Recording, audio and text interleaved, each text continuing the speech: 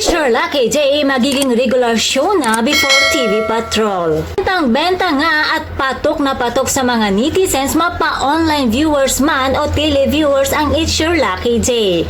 Nakahalili pansamantala ng It's Showtime. Dahil nga sa pumatok ito, request ng nakararami, sana lamang daw ay maging regular show na ito. Naman, nag-post si Luis Manzano sa kanyang Facebook account at tinanong niya ang kanyang mga followers na kung sakali lang daw na maging lucky nga.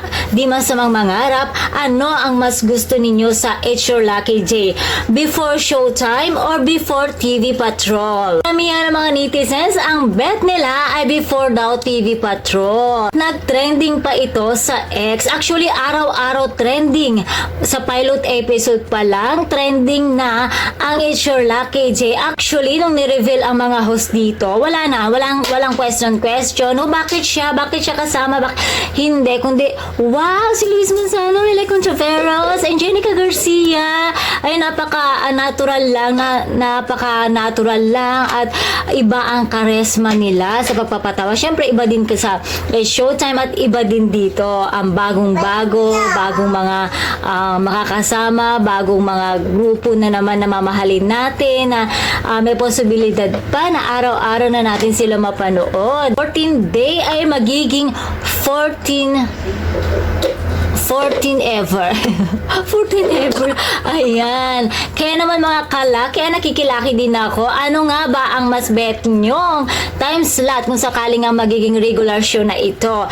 Before TV Patrol, after or before It's Showtime? Ito lang mga chika, Dora's question lang, isisingit ko lang. Dahil nga usong-uso ngayon ng It's Your Lucky Day, ano ang pinakalaking araw para sa inyo? Ayun. Para sa akin, ngayong araw na ito, dahil nga nakatanggap ako ng relief goods. Ayan.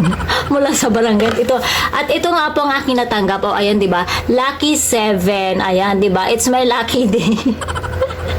Nakakatuwa lang, di ba? So, ayun, yun nga lang po walang bigas. So, ito lang talaga. So, okay, pwede na din. Kesa wala. Ayan.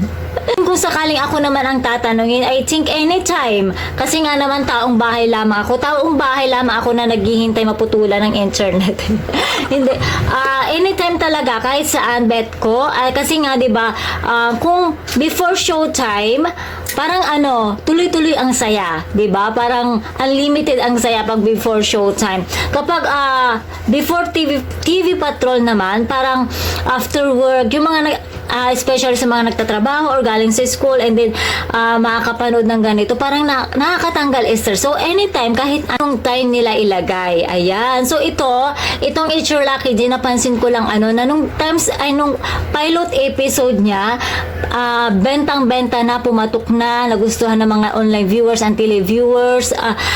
Kabaliktaran ito ng Itbulaga ng GMA7 na nung pilot episode na lang tagtara ng mga bashers, kaliwat kanan ng mga nambabash. Ito talaga, diba, tinanggap ng buong-buo na mga manunood. So nakakatuwa lang talaga na ibang-iba talaga pag ABS-CBN. Rin ako sa natutuwa kay Miss Jenica Garcia. I'm happy for her kasi nga, diba, as a single mom, kagaya niya, nakakatuwa lang na dire-diretso ang trabaho niya. So napaka-bless niya and napaka-humble niya kasi ang cute niya. Sobrang cute niya. Yung natural lang talaga sa kanya yung mga binibitawan niya, mga punchline. Ayan. So nakakatuwa lang. Syempre nandiyan yung mga Francet, Long Mejia, syempre, di ba lahat sila natural. Negi, ayan. So wala tayong masabi kay Mela Conteveros, Luis Manzano, di ba, Robby Domingo. Ayan, parang parang all-in-one na sila. So nakakatuwa lang. So naman, hindi na nakakapagtaka kung bakit nagustuhan ito ng mga tao.